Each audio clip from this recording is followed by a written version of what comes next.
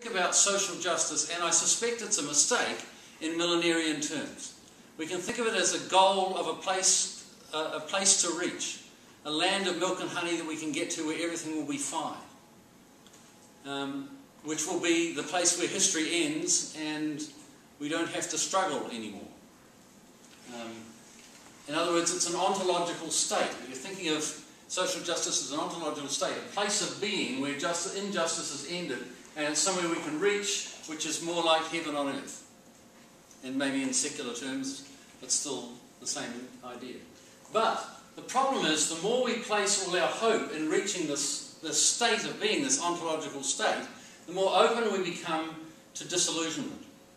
And if you look back at the revolutionary movements, for example, they're fraught with the period after the revolution where people start to fight with each other because it's not working out the way they were hoped, and their millenarian dreams actually are not being realised, if you like. Does that make sense? So it raises the question of, is there another way to think that isn't about finding that one sort of place of ontological victory where, you know, the milk and honey flows and everything is right for all time? And the alternative that I think Derrida and some others perhaps are talking about is to think in terms of becoming rather than this ontological state where we arrive. Becoming means kind of always moving forward, always having to move forward and always engaging in a struggle to achieve whatever it might be that we're trying to achieve. Never actually reaching the place where it is finally achieved. Because when we do, we become less sensitive to the ways in which new forms of injustice may be arising. So life is, in this sense, is about, in terms of becoming, is about constant differentiation. There are constant new differences turning up all the time. Constant, in terms of social justice, constant new injustices. If you think about the Russian Revolution, for example, it achieved what it set out to achieve in setting up this new society, and then they created a whole series of new injustices that led to various forms of repression and so on. And Mao Zedong had the idea of, well, what we need then is constant revolution. Well, that didn't work either. If you think of the Cultural Revolution, all the terrible things that were done, the injustices that were done in the name of constant revolution, you get the same idea. And to me, it's one of the reasons why, if you look at what happens to people who are social reformers and social movement advocates and leaders, there's often this constant argument, not so much with the people they're opposed to, but with themselves and each other. I've seen so many social movements that get fraught with kind of arguments amongst themselves about who's the most right, who's the true feminist, who's the person who has the real, authentic experience of being gay, or whatever it might be. And those arguments, to me, I just find them a waste of energy and a waste of the kind of work that could be done to actually bring about something different, if you like. So if we think in different terms, I think we get freed from that idea of reaching the true goal, the final goal, and think in terms of always finding new forms of challenge towards some kind of more greater justice. Because we need to be conscious of how today's victims can always become tomorrow's perpetrators of oppression.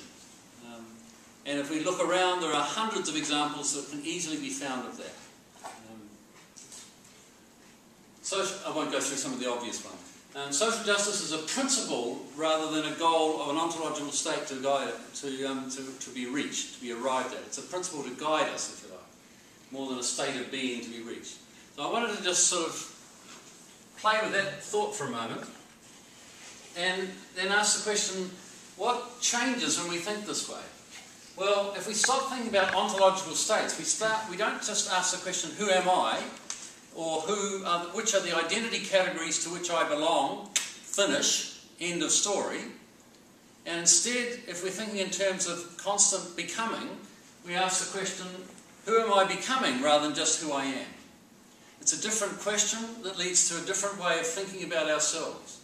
It leads to a different way of noticing other people's becoming, a different way of thinking about a social becoming as well, the kind of collective becoming, in which change processes become more important than identity categories. The emphasis shifts from category to process. And to my mind, we end up with a different approach to ourselves, to our own lives, to other people, and to the social world that we live in.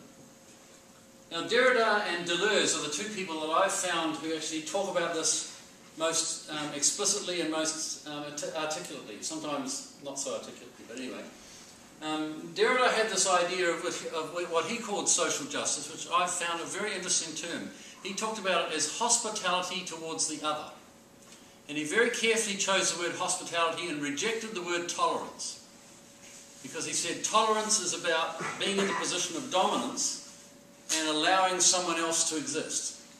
Hospitality is different. It's like saying, not only do I tolerate you, I welcome you. I welcome you into my arms, into my home, into my life. And I don't require you to be like me before I'm going to give you hospitality. So he talked about the difference between hospitality towards the other and hospitality toward the other as other. Allowing them to be different, allowing them to be on their own path of becoming, so to speak.